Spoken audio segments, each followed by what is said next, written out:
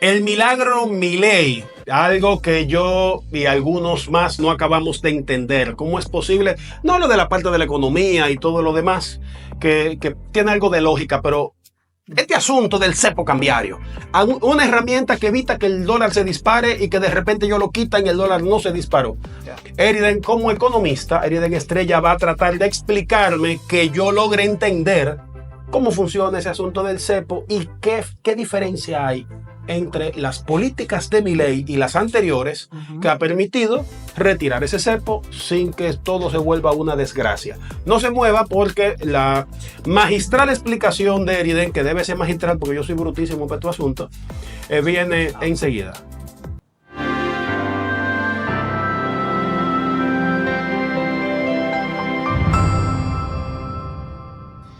Hola amigos, bienvenidos a Titico RD. Les recuerdo que pueden ir comentando mientras nosotros hablamos. Yo aprendo de Eriden, ustedes hacen su comentario. Si logran aprender también, pues mejor todavía. Eriden Estrella. El suceso es el siguiente. Javier Milei recibe una economía hecha una desgracia. Y entre los tantos mecanismos que habían, de los pocos palitos que sostenían lo que había de economía, estaba el cepo cambiario. Yo quisiera que tú me expliques, número uno, qué circunstancia es la que corrige el cepo cambiario.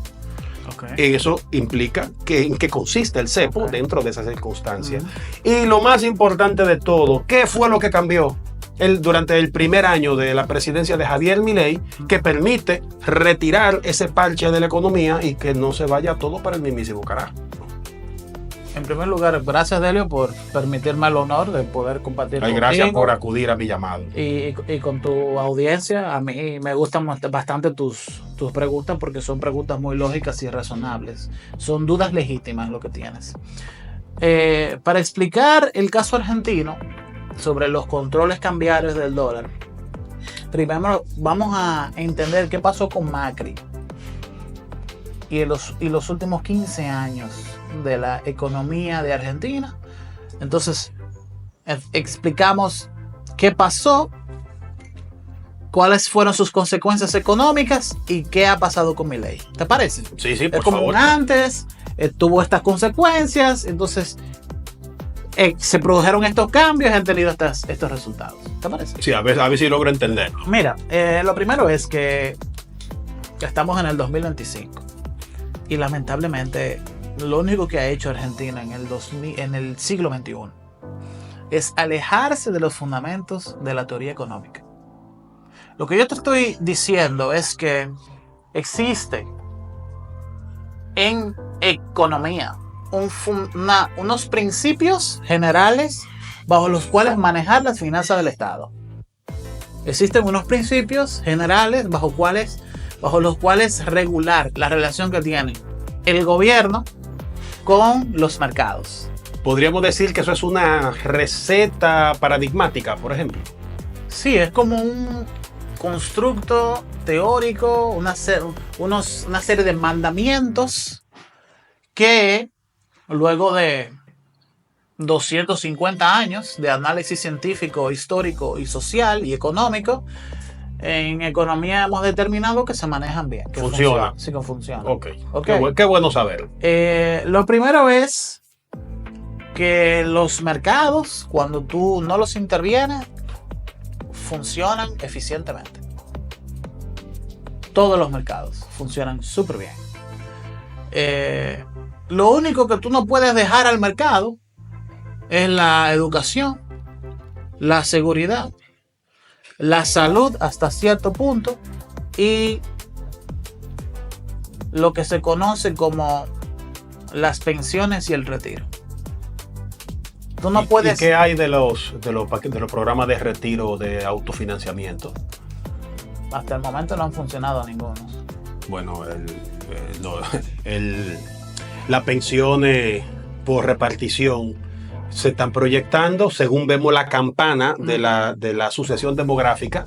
Cuando vemos el gráfico, vemos que tiene forma de campana. Muchas personas tuvieron pocos hijos, que tuvieron menos hijos, aún menos, y se proyecta hacia que unos pocos tendrán que sostener toda una estructura de envejecientes, sobre todo porque tenemos una longevidad mayor hoy en día. Entonces, eso tendríamos que discutirlo en otro video. No, pero mire, es fácil. El problema de los sistemas de reparto es que luego de la Segunda Guerra Mundial se tenía una tasa de sustitución demográfica bastante positiva, en donde las familias dejaron de tener 10 y 15 hijos, que era lo que se tenía en el siglo XIX, y pasaron a tener 4 o 5 hijos, ¿no? Y así funciona. Sí, así, así funcionaba. Si tú inviertes 2 personas para conformar la pareja y tienen al menos 2 hijos, tú estarías equilibrando. Al menos 3. No, digo, al menos 2, tú tienes el equilibrio. Para Estarías poder flat. proyectar hacia mayor población, tendrían que tener al menos 3 para sumarle 1. El tema es que tú puedes financiar el costo de tener una población demográfica envejeciente. Si de cada 2 parejas, el padre y la madre van a empezar a ser envejecientes, entonces para compensar eso de manera normal necesitarías 3 hijos. 3. Ok. ¿Entendí? Ok, se entiende. Sí, sí. Bueno, pues el problema de los sistemas... Todo eso forma parte de esa misma receta, tipo paradigma de lo que es la política económica que en todos estos siglos se ha comprobado que funciona. Ese es uno de los tantos pequeños aspectos. El sistema de reparto tiene como supuesto económico que la población crecerá. Ok, entonces inmediatamente tú sustraes ese supuesto de los sistemas de reparto, Sí. el sistema no funciona. Depende de esa constante. Si tú lo conviertes en una variable, no hay ninguna estabilidad en el sistema. Es matemáticamente lógico. Pero volvamos otra vez a Macri. Sí, pero es muy importante porque este tipo de conversaciones no se tienen de manera tan clara en YouTube.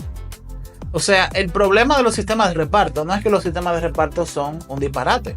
No, es que el supuesto de funcionamiento de los sistemas de reparto, que es que la población va a ir creciendo en el tiempo, dejó de funcionar. La gente no está teniendo suficientes hijos y no lo está teniendo no solamente en los países pobres, sino en el mundo entero.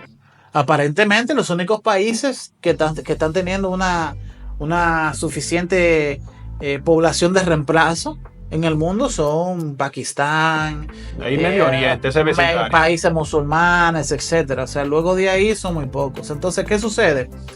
Que tenemos la segunda opción, que son los sistemas de pensiones de autofinanciación, de cuenta única, de cuenta personal. Uh-huh. Y el problema con estos sistemas es que los gobiernos los utilizan para financiar su gasto público. Entonces estamos en lo mismo. Peor, porque entonces la gente no va a tener suficiente Recursos con qué poder jubilarse. para tener una vida digna, y entonces se encuentran con que el gobierno les robó el dinero de su pensión para gastarlo en cosas no productivas que generaron inflación, que deterioraron la capacidad del poder adquisitivo de los ahorros de los ciudadanos. Bueno, volvamos a Macri. Bueno, ya no nada más lo de Macri. Aquí hay que mencionar a De la Rúa, el cacerolazo, el helicópterazo, y cómo creo que fue 2001, la economía de Argentina se fue a la quiebra al punto de que la gente tenía dinero en el banco y no podía retirarlo porque los bancos no tenían dinero con que devolverle a los ahorristas su propiedad. Sucede. ¿Cómo de ahí pasamos a Massa justo antes de Milei con un exceso de emisión monetaria? Estamos hablando de que los últimos 6 meses del gobierno de Massa, antes de que Milei lo sucediera, se emitió adicional el 50% de la masa monetaria argentina. Mira, yo no quiero meterme en temas de la política interna No, estamos hablando de economía. de Argentina. Sin embargo, entre el 2000 y el 2015, en Argentina se implementaron todos los errores económicos, casi todos los errores económicos que una administración gubernamental puede tener, y cambiaron la relación del Estado con los mercados de una manera que, para hacerlo de manera exitosa, necesitaban una cantidad de dólares que la misma economía argentina no estaba produciendo. Dígase que el Explica sistema... produciendo, porque ellos no pueden producirlo porque no imprimen dólares. Sí, pero pueden vender materias primas y servicios a la economía mundial. O sea, materias y servicios producidos con pesos argentinos, venderlos a la economía mundial y generar dólares con eso. Dólares, sí. Bueno, pues cuando... Entonces podemos asumir, ¿verdad?, que todas estas políticas equivocadas incluyeron la destrucción de la productividad y en consecuencia las exportaciones. En específico, lo que hicieron muchas políticas argentinas fue crear subsidios para sectores que no era estratégico tenerlos. Por ejemplo, la ley de regulación de alquileres. Eso es una ley derogada ya, que te decía cuánto alquiler, qué precio tenían que tener los alquileres dependiendo de las características del inmueble. Tú nunca, como gobierno, regulas precios. No, pues tú no tienes cómo saber cuánto vale algo, es imposible. No. Eso solamente lo sabe el mercado. Y el gobierno no es lo suficientemente eficiente para tener los precios al día el tampoco. sentimiento de precio del mercado. Entonces, ¿qué pasó? Bueno, que nadie quería alquilar. Y nadie quería alquilar. Nadie quería colocar su propiedad en alquiler. En ese precio, y nadie conseguía algo que alquilar en ese precio. Al precio que podía pagar. Entonces, lógico. Voy a utilizar eso de analogía para darte de manera breve que este tipo de políticas de control de precios se implementaron en economía de productos, economía de regulación de carne, subsidios a la carne, subsidios al pan, subsidios a la canasta básica de consumo alimenticio de proteínas, y al final el gobierno terminó pasándole un subsidio a casi todos los sectores productivos de consumo de la ciudadanía. Que conste en el acta, magistrado, que cuando se le pasa un subsidio a un sector productivo deja de ser productivo, porque ya para qué va a producir si ya está todo pago. ¿Para qué tiene que ser eficiente? ¿Para qué? Si ya está pago. Eficiente, si como quiera va a vender. Entonces, Milei llega al poder en Argentina derogando todas las leyes que obligan a establecer un precio de él. O sea, la ley ómnibus y el decretazo. ¿Cómo fue que le llamaron al decreto? Bueno, yo lo que me acuerdo es que era... Sí, era una montaña de papel.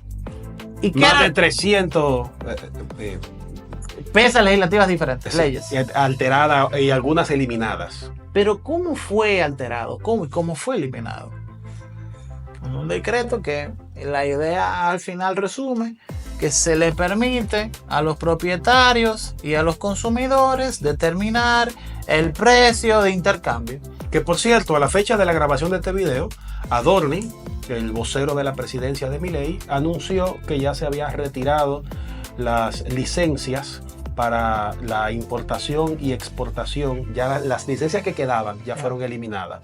O sea que a partir de este momento, cualquier argentino va a poder mover mercancía hacia adentro y afuera del país sin tener que ir a darle explicaciones a nadie, más allá de las prohibiciones que tiene la ley, porque ¿verdad? Hay sustancia, hay armas, hay una serie de cosas que tú no debes mover de un país a otro, pero todo lo que es de uso regular, civil, doméstico y demás, ya está completamente libre, cualquier persona puede mover la mercancía. ¿Qué es un cepo? Un cepo es un sistema de control de precios de una divisa extranjera.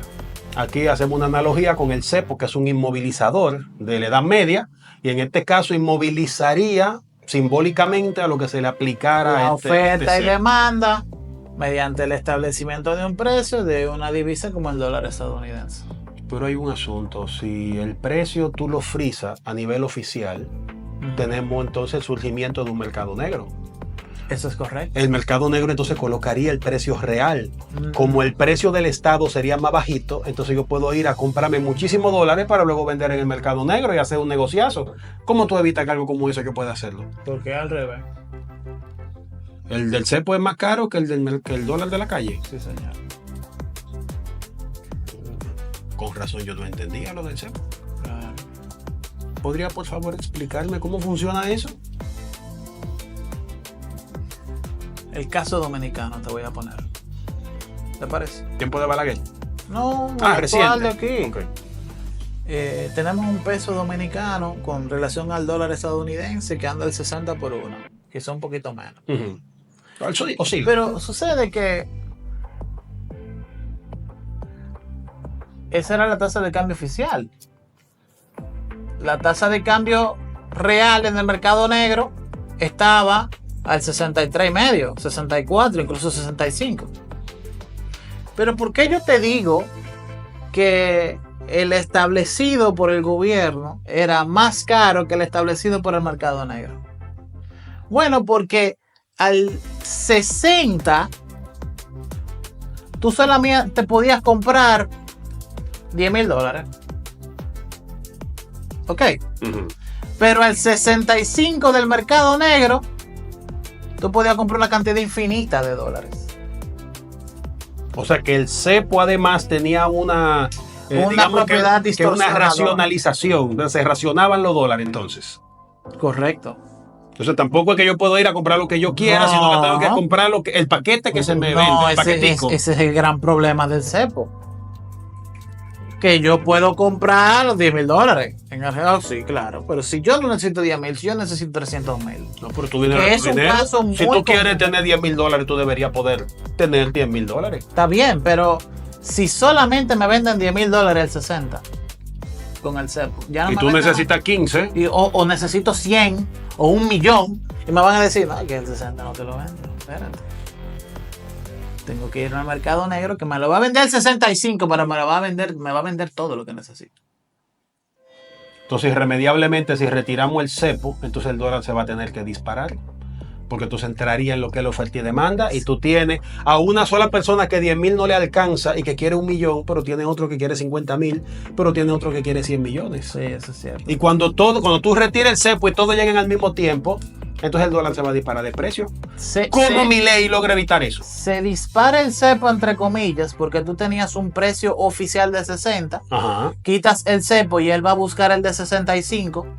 Sí, pero se te va a disparar la demanda. Pero escúchame. El tema es que durante los primeros 2 o 3 días, todo el que quiera comprar 10 millones, 5 millones, 20 millones de dólares lo va a comprar. Hasta que se acabe. Pero como ya tú no estás controlando la oferta de dólares, esa oferta de dólares va a llegar a quien tenga dinero para pagarla y va a poder saciar su demanda de dólares. Y después te quedan los pequeños que sí lo que necesitan son $10,000 o menos. Y va a bajar el precio. Pero tú tienes que tener una reserva de dólares suficiente para eso. Entonces Milei tuvo un acuerdo con el Fondo Monetario Internacional por $35,000 millones de dólares, que para eso es. Pero los préstamos no son parte del problema económico de Argentina. Pero no, es que depende de cómo tú lo utilices. Si tú- ¿Cuál es la diferencia entre un préstamo de Milei y un préstamo de Macri? Muchísima. Por ejemplo. Los préstamos de Macri se iban a nómina, servicios e inversiones del gobierno, mientras que el préstamo de Milei se fue a una cuenta única de la hacienda de Argentina, líquido, en donde ellos fueron inyectando todos los dólares que el mercado cambiario de Argentina necesitaba. A ver si entendí. Unos toman el préstamo Para para gastarlo. financiar al gobierno. Ajá. Y Milei tomó el préstamo para financiar al pueblo, para que la gente No, pudiera tomar los para dólares. estabilizar el mercado monetario cambiario. Sí, pero no es la gente la que va a disponer de esos dólares. Sí, pero la gente como populista, vamos a hablarlo como es. El Él mercado. cogió ese dinero para inyectárselo a los bancos, para que los bancos argentinos vendieran al precio que ellos quieran vender. Y era tanto el dinero de dólares que tenían disponible que el precio fue bajando. ¿Por qué baja? Porque abunda. Porque todo lo que sube de precio porque escasea. Porque escasea, correcto. Entonces tú tenías tanto dólares ahí que él suplió la demanda de dólares. Sació a los grandes inversionistas, a los Totalmente. medianos y que Lo lo el pequeño. penudo para el pequeño. Exactamente. Entonces podremos decir que en cualquier momento tenemos entonces argentinos haciendo turismo en República Dominicana. Yo diría que ya lo tenemos. Bueno, pues eso sí me sorprende. Una última pregunta ya para aclarar los últimos detalles. como economista y haciendo un poco de futurología, que yo sé que no es propio de un economista, pero te voy a pedir a título personal que haga ese favor. ¿Qué te parece que será el próximo paso? Si fuera a ti que te dejamos eso a cargo, ¿cuál tú entiendes que debe ser el próximo paso en la economía argentina para continuar en esta recuperación? Porque sabemos que el paciente primero se estabilizó el año pasado y ahora está dando signos de que hay funciones cerebrales, pero él no ha despertado todavía. Hay que retirar toda la incidencia económica del gobierno en los mercados. Toda. Falta que el gobierno argentino compre de manera competitiva productos y servicios en los mercados argentinos. Falta que cualquier persona le pueda comprar o vender al gobierno argentino. Falta, aunque ya lo anunciaste, que cualquier persona pueda comprar de fuera y vender en Argentina. Sí, eso ya es un hecho, lo anunció el vocero de la presidencia. O que produzca en Argentina y venda afuera sin ningún tipo de traba de aduanas. Falta, luego de que tú desregularizas todo, hay algunas empresas que van a ser más eficientes que otras. Y ya a largo plazo, ni siquiera estando mi ley ahí, creo. 5, 7, 8 años. Pero en término medio, 2030. Van a empezar a ver ciertos monopolios en Argentina. Porque van a haber empresas que van a ser más eficientes que otras y más competitivas que otras. Entonces, en Argentina es necesario en el futuro una ley antimonopolio. Para que en la vorágine capitalista de los mercados, evitar que surja una empresa que domine y monopolice un mercado atento a que es más eficiente.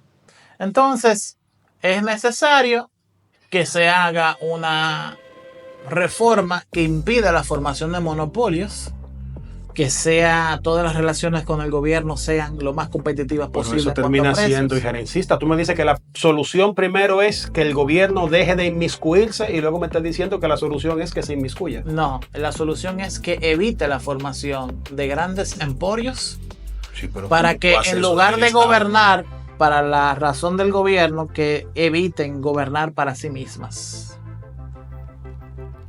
Eso yo creo que ya es tema para otro video completo. Oye.